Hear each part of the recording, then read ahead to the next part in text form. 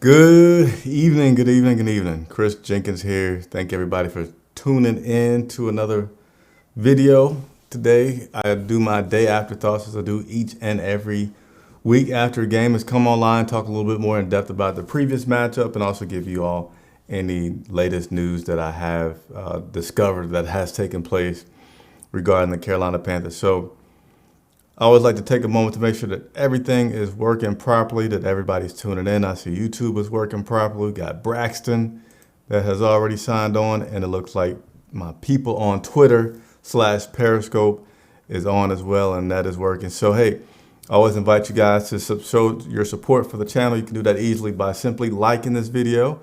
And also you can subscribe if you're new and hit the bell notifications because I do a lot of videos live. And again, I am Chris Jenkins, credential media member for Charlotte Vibe, covering the Carolina Panthers. And we got quite a few things that we're going to go through today. So I may be moving a little faster than normal. You can't hear. Who can't hear? Man, you can hear. I don't know why you can't. Can anybody else not hear? I think everything looks to be working perfectly fine. Yeah, Locks, don't be trying to mess. 'Cause you guys know I got all this new equipment, and sometimes when I see something like, no, what are you talking about? But turn up your volume, Locks. Turn it up, man. But got a lot of things that I want to go through tonight. And as always, man of the people, meaning I want to hear from you guys. Leave your comments, leave your messages. If you're on Twitter/Periscope, can't watch and as easily see your comments there. So I ask you to just switch over to YouTube.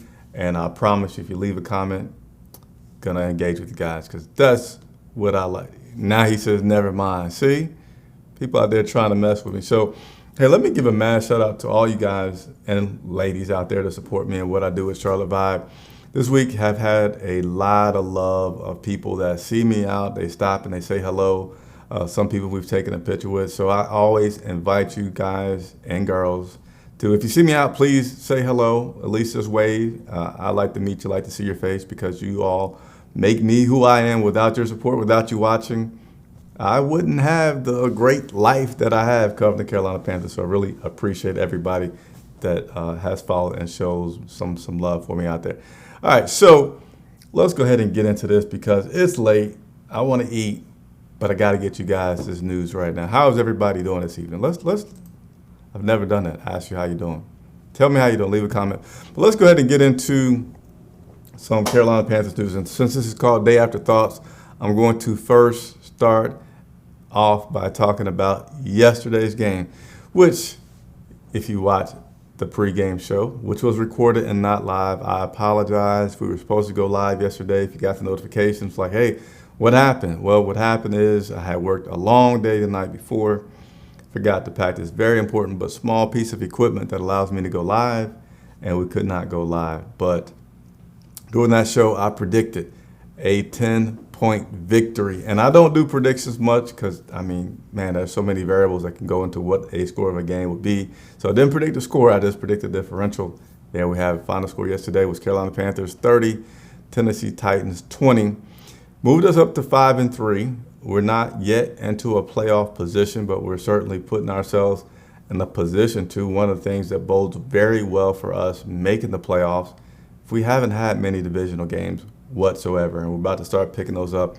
We haven't played the division-leading Saints. I mean, we haven't played a lot of teams. We haven't played the Saints. We haven't played the, I can see it in my head, the Falcons. We have played Tampa Bay twice. And, yeah, so we got a lot of divisional games left, so there's definitely a chance to make the playoffs. That game yesterday was good to see on many fronts. Definitely seeing Kyle Allen get back out there and have a productive game. Now, I would say I was critical of him when he first started off this game, I should say, because he looked pretty inconsistent. He'd have a good throw, then he'd have a bad throw, but he didn't bomb out like he did out in San Francisco. And I think as the game went on, he made some connections that he was able to settle back in, and we could start to see the Kyle Allen that we saw in his first 4 starts. And that was a positive to see right there. Christian McCaffrey continues to be utterly incredible.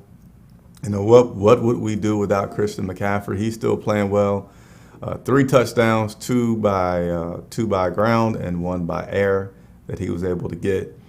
And defensively, it wasn't as ridiculous as they have played previous to that loss in San Francisco. But hey, they produced some turnovers, and whenever we're that plus in the turnovers, I forget the exact number. I'm see if I can find it really quickly. But whenever we're plus in that turnover margin, we win some ball games. Let me see if I can quickly find that stat for you all about the turnovers super quick. Bear with me, and again, continue to leave your comments. I will most certainly address them because I don't like to just talk. I want to talk about what you guys want to talk about. Let me see if I can quickly find it. Panthers are now 4-0 this season when winning the turnover battle, and they rank 5th in the NFL with a +6 turnover differential. So we had 3 turnovers yesterday, 2 interceptions, and a forced fumble that was recovered in our favor. So we did good on that front. Lots of criticism from earlier in the week about our wide receivers. I won't say lots of. There's one piece with Steve Smith was on WFNZ. He didn't talk long about it, but basically said that the wide receivers has been disappointing. Carolina may just have to pick up a wide receiver next year to compensate for what we should be getting out of the current guys. So, of course, that would be talking about DJ Moore and Curtis Samuels. And those guys had solid games yesterday. You know, the comments that Steve Smith had talked about is something that I personally have to look back at the tape to see and analyze in depth to give you some low-level feedback. But I feel like these guys had a solid game yesterday, but they didn't have anything that was more spectacular than what they had been doing previously. So I just wanted to show you that with you all real quick. I'm going to pull up the stats from the game with with DJ Moore.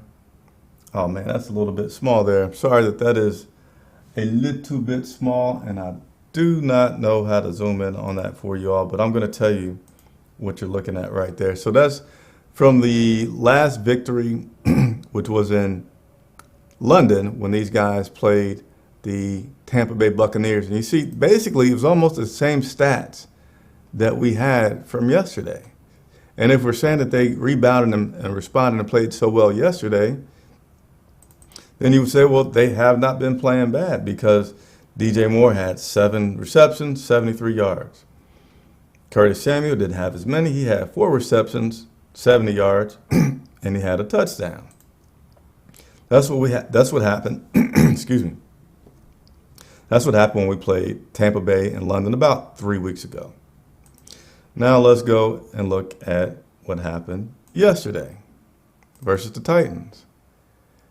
Not a huge difference. DJ Moore had a 100-yard game, but he had 7 receptions, 101 yards. Curtis Samuel, again, didn't have that many yards. Didn't have that many receptions. He had 3, but it was for 64 yards. And he had a touchdown. So not that big of a difference. Nevertheless, glad to see those guys. Had some good productivity yesterday. DJ Moore getting over 100 yards. Curtis Samuel getting back in. God of blackness. Hey, I appreciate on tap. Which, hey, God of blackness, I'm glad that you did that. So here's a moment where I want to say super chats are welcome and strongly encouraged. Charlotte Vibe is an independent media, 100% supported by your funds, your donations. Without that, I don't go. I continue to go in depth trying to stay alive until you guys can contribute. So if you are able to, please do a super chat. And there's also links in this video if you want to do our GoFundMe, PayPal, Cash App. Trust me, this season, I haven't been begging for money. I'm not going to do so. I've been traveling a lot, and my credit cards absolutely love me, which means I'm going in a lot of debt. But nevertheless, God of Blackness, appreciate the donation. One more thing I want to touch on regarding yesterday's game, and then we're going to dig into what you guys have to say, because that's the real reason I get on here, is to talk to you all. And I'm on my battery because I left the plug for my laptop at the office, so I need to get into talking with you all. Joey Sly has been on the decline, and that is something that is a little not alarming, but I want to say a lot of caution has to be thrown to it. Let me show you. Joey Sly started off great. Preseason games, kicking balls like, I don't know if one was 60 yards. I don't know. It was long and he had plenty of distance. And we were all very happy about Graham Gano's replacement, Joey Sly. As a matter of fact, team so confident. Graham Gano went out for the year. We got Joey Sly. But let's take a look. Guys, let me know what you think about this. Joey Sly started out pretty good. Missed one field goal in the first game. 100% field goals and extra points through the next 3 games. So basically, 1 out of 4 games he had missed a kick. So we're all feeling pretty good. And then came Jacksonville, week 5. He missed an extra point. All right. That's not the best. But then he also missed 2 field goal attempts in week 5. Week 6, Joey Sly misses again 2 field goal attempts. He's perfect on his extra points.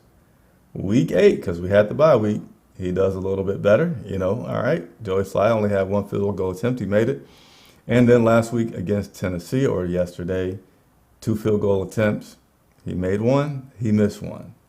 Extra points. He made 1. He missed 1. So I wasn't in the media presser today, but I would love to ask Coach Ron Rivera, and I will have an opportunity to do so. So tune in. What is his level of concern? Or that might not be a good enough way to ask, but what does he think of Joey Sly and his recent performance? Is it up to par, or is the guy needing to do some things? Because he is certainly going downhill from where he first started out. And kicking it, we haven't talked about it much because when we won, hey, it masked everything, right? When we lost, well, it certainly didn't have anything to do with him because it was by a slew of points. But Joey Sly, let's not become a headline. Let's get it together and continue to win some games, make it deep into this playoff run. So that's it. Actually, I'm going to say my last thing, and then I'm going to turn it over to you guys because, again, my battery on my laptop doesn't have that much life. So Cam Newton went and had his third opinion on his foot. Don't know what he's going to do. All things are being considered. Kyle Allen has already been named the starter for Green Bay. As far as what I think, guys, I'm going to be honest with you, it's way too many variables about what can happen to say what will happen. Foremost, I want the team to give Kyle the starting job until Cam is 100%. And certainly at this point, if Cam cannot make it, we need to look at bringing another quarterback in because we don't want Will Grier to just be our forever quarterback if we're making it into a playoff run. The one other thing I want to throw in for you guys real quick is this right here, which is the Carolina Panthers recently made an acquisition. They signed Dante Moncrief. Hopefully I'm saying that correctly. Dante was signed today, completing that open roster spot that we have. I'm not too enthused about this pick. Reason is the guy has a lot of drops, and that's why he was sent packing from Pittsburgh. And I mean, he just really hasn't done much of anything. This guy, to me, more seems like a practice squad type of guy, but we don't have any practice squad availability. And the one plus is that he did have a real positive season 1 year in which he was coached by one of the members of the Carolina Panthers coaching staff, our wide receivers coach. So, yeah, that's that. All right, so let me close this out. Let's go over some questions and answers from you guys, all right? Because my battery is going to die pretty soon. All right, B. Evans, keep pounding. Locks Maine, we already talked about you not being able to hear. You got it straight. Will Dante Moncrief play Sunday? I don't think he's going to be pressed to play this Sunday. Yeah, I can't say certainly what I feel is going to happen, but I don't feel like we need to play him this Sunday. Wave right, start Moncrief. I definitely cannot say that at all. Wright has familiarity with the system. Wright has been catching balls very well. Moncrief hasn't. So if you're going to do anything of switching and taking reps away from other players, Moncrief is going to have to show me in practice that he is not going to drop any balls. I'm not going to give him an opportunity to show me what he can do in a game. That's too valuable at that point. But he needs to show me something in practice before you start taking snaps away from other guys, including Dortch, who just signed last week. Dortch has already been here. He has a week up on you. So you got to show me something more than the people here, because you're not coming with a whole lot of credibility, in my opinion. What's going on, Michael Jones? Chris Johnson, what's good, Chris? What's happening this morning? Panthers Nation, Tab Black, what's going on? Exactly why I say wave. Jarius Wright hasn't produced in the last few weeks. Braxton's talking about Jarius not producing. Jarius. I mean, he's not producing a ton, but he's certainly been solid when he's been asked to do something, when he's been thrown the rock. And this guy that's coming has totally dropped. I think I haven't done my research, but I think I saw somewhere that he's dropped more passes than he caught in Pittsburgh. I'm not eager to get that guy any playing time above anybody that is on our roster right now, unless he does something in practice. And it has to be something significant. Let's see here. Everybody was on Sly. I thought they should have kept Gano. Locksman with the comments here. Yeah, I can't say that they should have kept Gano, but I would say Joey Sly is showing that he's kind of average right now. He had that strong leg, but he's been off for half the time, and I don't want to start the media to clamoring him, or whatever the proper word be, but he's concerning. Tab Black, dang, Cowboys game is on. Yes, game is on, which is another reason I'm going to cut this not short, but keep it quick. Put Cam on IR. He ain't coming back. They keep him off injured reserve because it might affect his contract. I'm fine with Greer as a backup. I'm not fine with Greer as our – if we're making a playoff run, which we are in position to right now, no, I'm not okay with Will Greer being that backup. We could luck out, but you don't want to just keep counting on luck and guys just being phenomenal. I mean, if he has to step in a game because we don't have somebody there at that moment, then yeah, you deal with it. But I think outside of that, you want to get a guy that you feel a lot more confident in, not another rookie, Will Greer. Marty reached on him because he didn't do nothing at the deadline. Wright's been dropping a lot lately, though.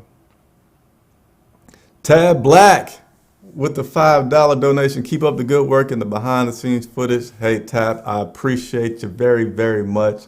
Again, super chats are welcome, strongly encouraged, because I'm not going to put all the numbers out there, but it's tough. That's why you don't see a lot of independent media that does this, because of the fact that it's so tough to get the money for all this stuff that we have going on. So you guys are showing a lot of love tonight with the donations. Michael Jones just put one in there. You see the smile on my face. So again, appreciate it.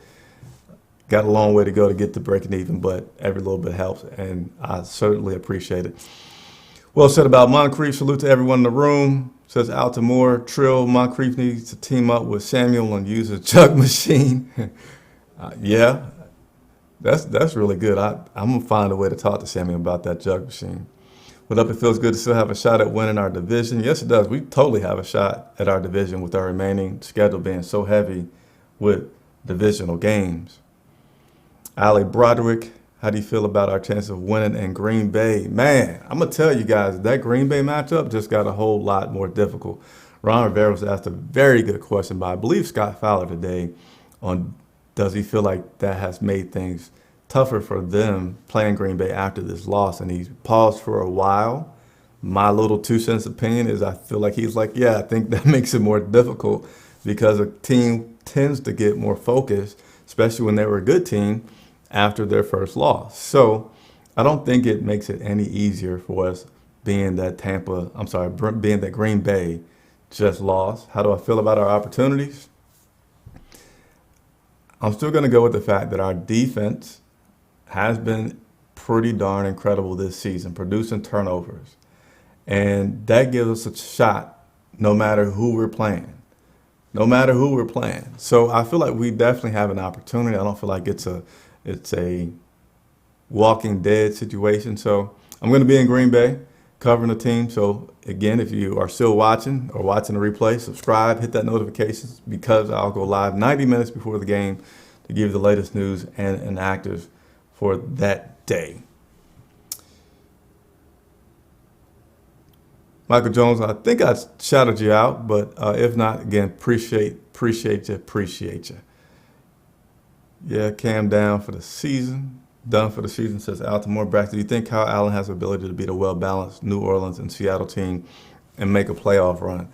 I totally have, Braxton, totally 1,000,000% confidence in Kyle Allen to get us into the playoffs and, into the Super Bowl. Now, I'm not saying we're going to win the Super Bowl, but I feel like Christian McCaffrey's playing outstanding. Our wide receivers are playing well. Our defense is playing outstanding. I do not feel at all that Kyle Allen is going to lose a football game for us. I hope that San Francisco game was his only moment of just trying to do too much and a big moment being for him. But I feel like the guy makes really good decisions. And I think he had to climb out of it still just a little bit early on yesterday, climbing out of that San Francisco funk, but then he settled in. Didn't have great numbers because, again, he didn't have a consistent game like he normally does, but totally feel like Kyle Allen can lead us. He's not going to limit our potential. I'll put it that way. Kyle Allen does not limit the potential that this team has. Let's see. Did you know you had a live stream scheduled this morning? No, I did not know I had a live stream. Live video, y'all get to see me tongue-tied. That's probably the live stream that I was trying to schedule for Sunday that I messed up. So sorry for everybody that did not see that live stream that went this morning.